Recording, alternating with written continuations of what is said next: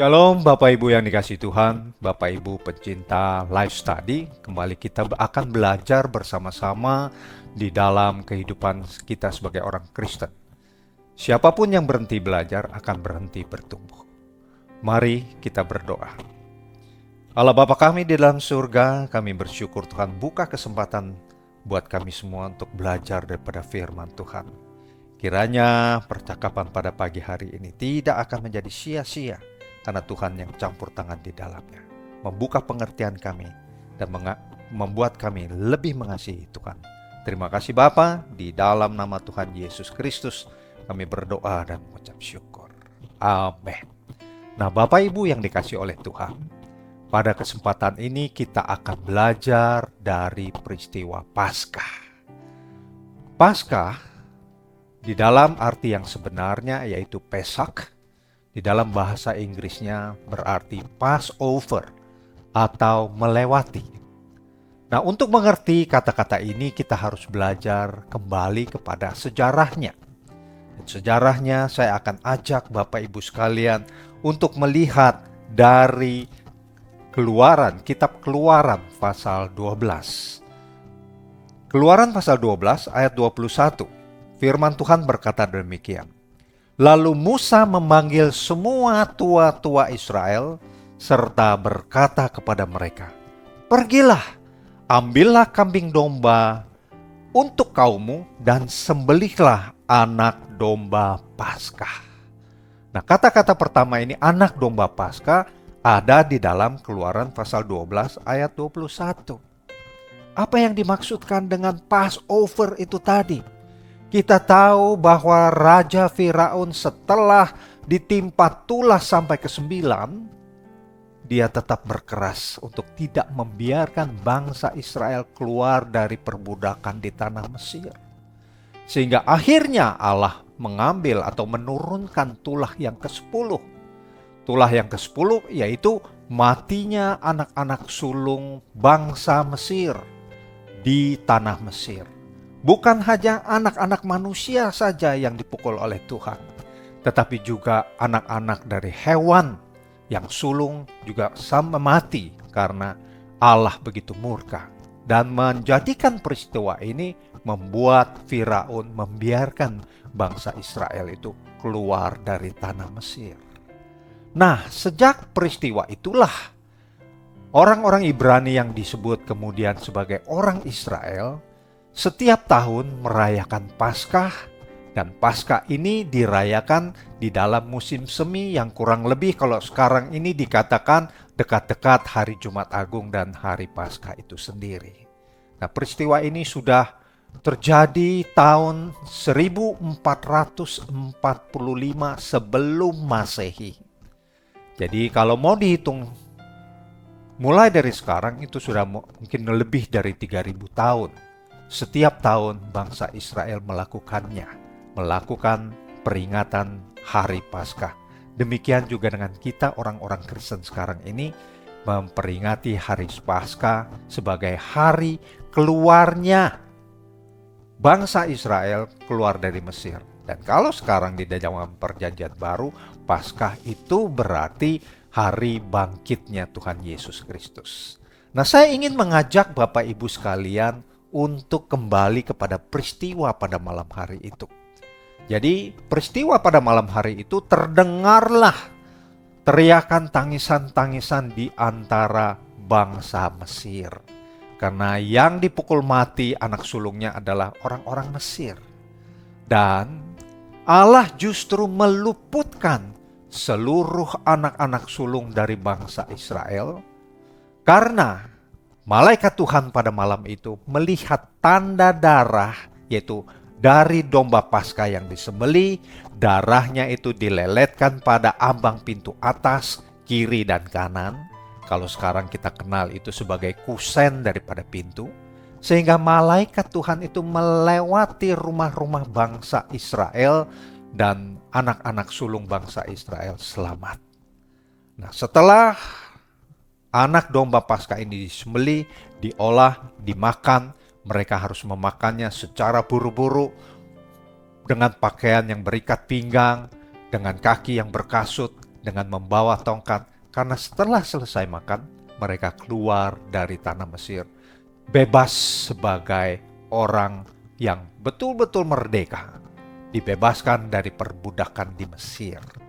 Nah, kita tahu bahwa tanda darah ini menjadi satu tanda bagi bangsa Israel. Apakah malaikat Tuhan perlu tanda ini?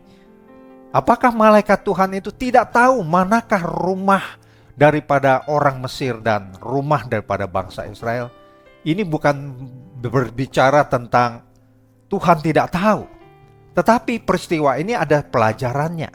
Yaitu yang pertama, mendidik umatnya tentang pentingnya satu ketaatan. Bangsa Israel setelah diperintahkan oleh Musa untuk melakukan semua hal-hal ini, mereka harus taat mengikutinya. Kita tahu bahwa bangsa Israel terkenal sebagai suatu bangsa yang tegar tengkuk.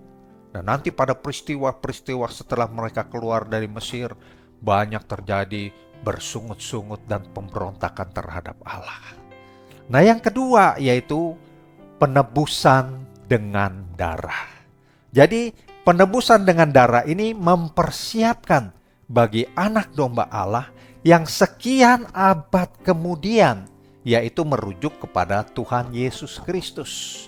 Mari saya ajak Bapak Ibu untuk melihat dari Yohanes pasal 1 ayat 29 yang berbunyi demikian. Lihatlah anak domba Allah yang menghapus dosa dunia. Perkataan ini disampaikan oleh Yohanes Pembaptis ketika dia melihat Tuhan Yesus Kristus itu. Nah, inilah yang dikatakan peristiwa di dalam perjanjian lama itu sebetulnya penumpahan darah anak domba Paskah itu merujuk kepada nantinya anak domba Allah yang disalibkan di atas kayu salib sebagai penebusan bagi seluruh umat manusia. Nah, peristiwa Paskah dan Tuhan Yesus. Sekarang saya ajak Bapak Ibu melihat peristiwa Paskah dan peristiwa Tuhan Yesus. Berarti kita sudah beranjak dari perjanjian lama masuk ke dalam satu perjanjian baru. Nah, inti dan jiwa daripada peristiwa Paskah adalah kasih karunia Allah yang menyelamatkan. Ini yang menyebabkan kita nih sekarang bisa duduk, bisa berbicara tentang anugerah keselamatan Tuhan yang begitu luar biasa. Nah, kita sebagai manusia berdosa, tidak ada satupun sesungguhnya yang layak untuk diselamatkan. Tetapi karena kasih-Nya kepada kita, maka kita sekarang ini sebagai umat Kristen boleh dengan bebas beribadah kepadanya. Kita ingat satu ayat hafalan yang begitu luar biasa. Saya yakin Bapak Ibu bisa mengingatnya tanpa harus melihat Alkitab. Yaitu di dalam Yohanes pasal 3 ayat 16. Yang berbunyi demikian. Karena begitu besar kasih Allah akan dunia ini, sehingga Ia telah mengaruniakan anaknya yang tunggal. Siapa itu? Yaitu Tuhan Yesus. Supaya setiap orang yang percaya kepadanya tidak binasa, melainkan beroleh hidup yang kekal. Jadi setiap orang yang percaya kepadanya. Dan sekarang ini tidak terbatas kepada orang Kristen, tetapi setiap orang yang percaya kepadanya beroleh hidup yang kekal, tidak lagi ada di bawah penghukuman. Tetapi sekarang ini khususnya bagi orang-orang yang ada di dalam anugerah keselamatan Tuhan, kita ini akan boleh menikmati keselamatan yang telah Tuhan kerjakan ribuan tahun yang lalu oleh karena penumpahan darah di atas bukit Golgota itu. Jadi melalui peristiwa ini bukan hanya bangsa Israel yang diajar, kita juga diajar sebagai umat-umat perjanjian baru. Kita ini diajar tidak ada penebusan tanpa penumpahan darah. Dan penebusan bagi umat manusia itu hanya bisa dilakukan oleh seorang pribadi yang namanya Tuhan Yesus Kristus. Nah, di dalam Ibrani pasal 9 ayat 22 dikatakan demikian. Dan hampir segala sesuatu disucikan menurut hukum Taurat dengan darah. Dan tanpa penumpahan darah tidak ada pengampunan. Kalau kita mau melihat di dalam perjanjian lamanya, Bapak Ibu bisa mempelajarinya dari kitab Imamat pasal 17 ayat 11. Jadi tanpa penumpahan darah tidak mungkin ada pengampunan. Dan kita bersyukur peristiwa 2000 tahun yang lalu di atas Bukit Kalvari itu terjadilah penebusan bagi seluruh umat manusia.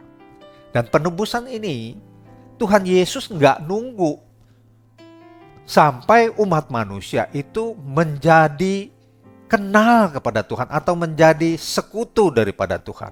Tetapi ketika kita masih seteru di dalam Tuhan, Tuhan sudah naik ke atas kayu salib untuk menebus kita sekalian. Nah, itu semua bisa kita baca di dalam Roma pasal 5 ayat 10. Firman Tuhan berkata demikian. Sebab jikalau kita ketika masih seteru diperdamaikan dengan Allah oleh kematian anaknya, lebih-lebih kita yang sekarang telah diperdamaikan pasti akan diselamatkan oleh hidupnya. Nah, kita tahu peristiwa Paskah kita kenal sekarang ini sebagai peristiwa bangkitnya Tuhan Yesus setelah 3 hari mati dan dikuburkan. Dan ini peristiwa adalah betul-betul terjadi, bukan suatu kisah isapan jempol. Dan oleh seorang yang namanya Yosefus, seorang ahli sejarah, bukan Kristen, orang yang menyaksikan sendiri peristiwa ini di antara orang-orang yang percaya lainnya. Dia sendiri menuliskan ini dalam kitab sejarah. Jadi Bapak Ibu sekalian, bahwa korban anak domba Paskah pada peristiwa dalam kitab Keluaran ini menunjuk pada kematian Yesus Kristus sebagai ganti dari kematian orang-orang berdosa yang selayaknya menerima hukuman. Nah, mari kita melihat peristiwa Paskah dalam hal ini. Paskah sekarang ini banyak sekali orang yang mengatakan selamat Paskah pada hari Minggu, yaitu pada hari kebangkitannya. Sesungguhnya rangkaian peristiwa dari kematian daripada Tuhan Yesus Kristus itu sampai pada hari kebangkitannya pada hari ketiga, itu merupakan satu peristiwa yang tidak bisa dipisah-pisahkan. Peristiwa ini menjadi satu rangkaian yang melekat solid, dan kalau kita menerima peristiwa kematian dan peristiwa kebangkitannya dengan iman kepada Tuhan, kita boleh mengatakan kita ini adalah orang-orang ketebusan Allah. Dan kita mengaku Dia sebagai Tuhan dan Juru Selamat pribadi kita masing-masing. Dan inilah yang paling penting bagi umat Kristen. Nah, kalau kembali kepada perjanjian lama, itu adalah gambaran daripada peristiwa Paskah, di mana yang disembelih anak domba Paskah. Dan kalau di dalam perjanjian baru, yang digantung di atas kayu salib, ya Allah, mau kita katakan disembelih, yaitu anak tunggal Allah, yaitu Tuhan Yesus Kristus. Nah, di dalam Roma pasal 3 ayat 25, Tuhan mengatakan, Kristus telah ditentukan Allah menjadi jalan pendamaian karena iman dalam darahnya. Hal ini dibuatnya untuk menunjukkan keadilannya, karena Ia telah membiarkan dosa-dosa yang telah terjadi dahulu pada masa kesabarannya. Jadi Bapak Ibu sekalian, pada kesempatan ini saya ingin sekali mengatakan, selama kita memiliki nafas kehidupan ini, inilah kesempatan kita untuk bertobat.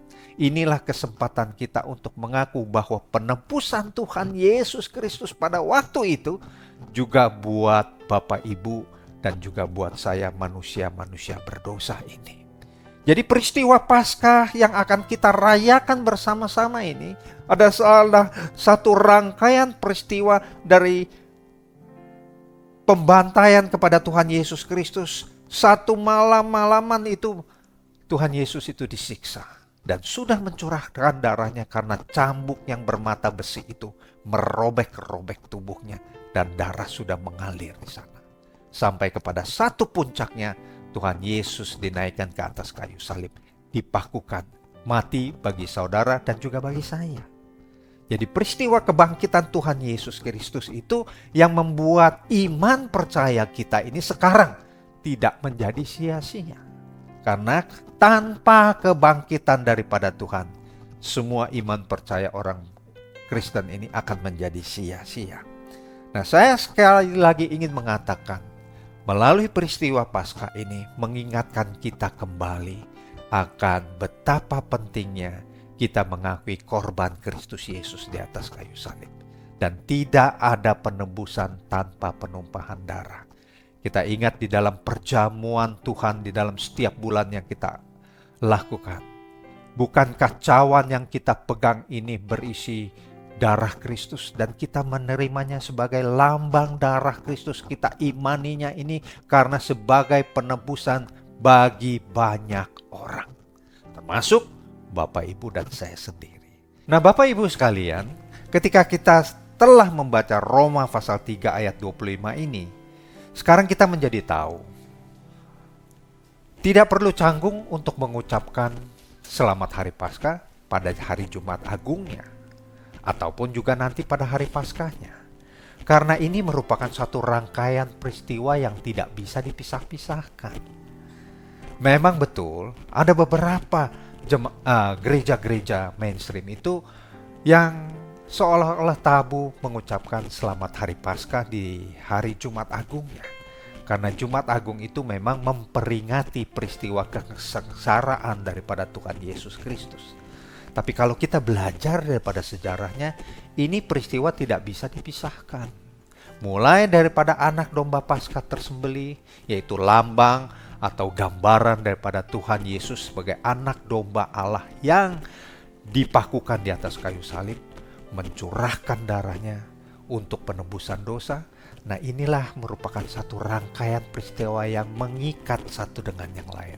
Dan peristiwa ini kita sebut sebagai peristiwa Paskah, merujuk kepada perjanjian lama. Itulah Paskah bagi Tuhan, dikatakan. Dan kita harus belajar dari kitab Keluaran pasal 12 ini. Bapak Ibu, saya anjurkan untuk membaca seluruh ayat di dalam pasal 12 dari kitab Keluaran ini. Sehingga kita akan mendapatkan satu gambaran yang menyeluruh tentang peristiwa Paskah pertama kali diadakan. Nah, inilah peristiwa Paskah yang harusnya kita mengerti. Bapak Ibu tidak lagi perlu tabu untuk mengatakan selamat hari Paskah di Jumatnya, mau di Sabtunya ataupun di hari Minggunya. Ya, karena intinya ketika kita mengerti makna hari Paskah, kita harus terus memeriksa keimanan kita saat ini. Dan apakah saat ini kita tetap mengasihi Tuhan sama seperti pertama kali kita menerima Dia sebagai Tuhan dan Juru Selamat, ataukah kualitas kasih kita sudah mulai menurun? Nah, inilah yang harus menjadi perhatian kita sekalian. Nah, pada kesempatan ini sekali lagi saya ingin katakan, selamat hari Paskah, nikmati apa yang menjadi bagian daripada kita sebagai orang percaya, dan tetap setiap hari bertumbuh di dalam kasih-Nya. Nah, kiranya Tuhan Yesus selalu menyertai kita di dalam mengiring Kristus. Karena saya yakin dan percaya, segala penderitaan, segala kesusahan tidak akan mampu memisahkan kita dari kasih karunia-Nya. Tuhan Yesus memberkati kita sekalian. Mari kita berdoa. Bapa Surgawi, pada kesempatan singkat ini kiranya apa yang hamba-Mu sampaikan memang belum sempurna. Tetapi kami percaya suara Tuhan akan selalu berbicara di dalam hati kita masing-masing untuk membuat satu pengertian baru di dalam kehidupan kita tentang pentingnya kita mengerti arti Paskah itu di dalam kehidupan kita sekalian.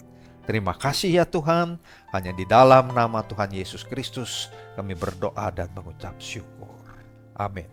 Bapak Ibu yang dikasihi Tuhan, kami Lifehouse Community mengadakan ibadah setiap hari Minggu jam 10 bertempat di Wang Plaza lantai 2. Disertai dengan ibadah anak sekolah minggu dan disertai juga dengan ibadah katalis yaitu anak-anak muda.